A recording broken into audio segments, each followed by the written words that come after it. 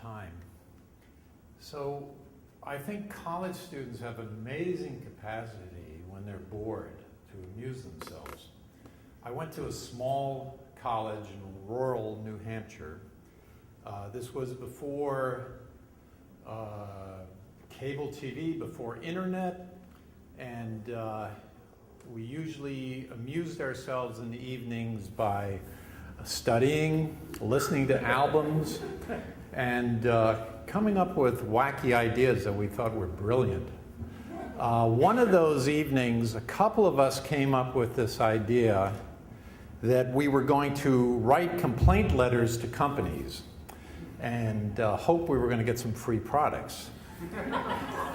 They were real companies. They weren't authentic complaints. We just made stuff up. And to make it feel more viable and legitimate, we often gave ourselves the title of professor, because after all, they were writing to us or returning our mail to a college campus. It didn't take too long until I found out I was pretty good at this. One of my first letters of complaints was to the Tootsie Roll Company, and I told them that I had eaten a Tootsie Roll Pop that had a rotten center. Shortly after sending that letter out, a box arrived at the student mailroom filled with bags of Tootsie Rolls and boxes of Tootsie Roll Pops. And that just kept me going. I wrote to the Cracker Jack company saying, I ate the whole box of Cracker Jacks and could not find a prize. Shortly after that, a box arrived in the mailroom addressed to Professor Mitch. And it said, we're so sorry for your disappointment. And it was filled with Cracker Jack prizes. It was a small campus, so in a very short time, everybody learned pretty much what I was doing, and I was sharing my bounty with the other students. I was handing out Tootsie Rolls and little tiny puzzles and rings and whistles. And it was quite the event. The mailroom looked forward every month to getting a package of corporate gifts. But now I had to up my game. What could a bunch of bored students in New Hampshire really use? So I wrote a letter to Young's Drug Company. Young's Drug Products, I believe is what they were called, and they were the makers of Trojan condoms.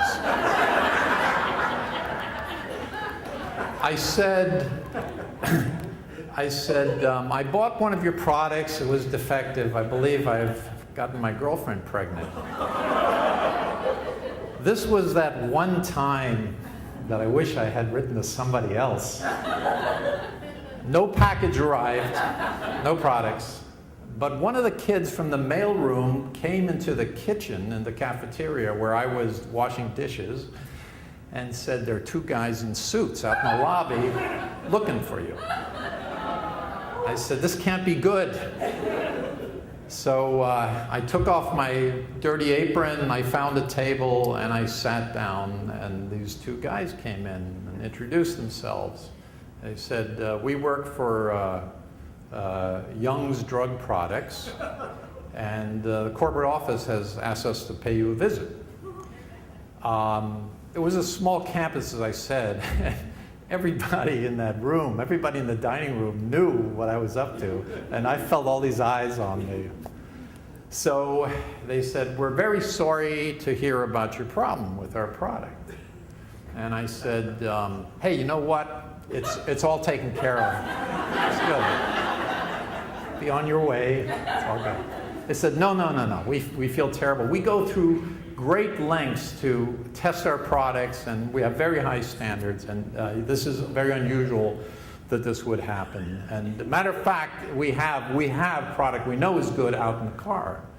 And I said, wait a second. Indignantly, I said, do you think I only write these letters to get free products? No. They said, no. You know, they felt they insulted me. I thought I was being tested. They said, no, but we would like to know where you bought these faulty prophylactics. And I said, you have to realize I'm in the middle of New Hampshire. The nearest town with a drugstore was 5 miles away. So I said, gee, I'm really not sure. But then they continued, because this morning we went around and we went to all the local stores that carry our products. And we noticed that in Littleton, the pharmacy on Main Street stores their goods next to the furnace for the building, which could dry them out, which would mean that they might be defective. And I said, yes, that I remember now. That is where I bought them. Suddenly, that one time, I could have gotten into a lot of trouble. I was now doing a service for the citizens of New Hampshire. Handshakes all around. We said goodbye. They went on their way. And that was that one time and the last time that I ever wrote a letter of complaint to a manufacturer.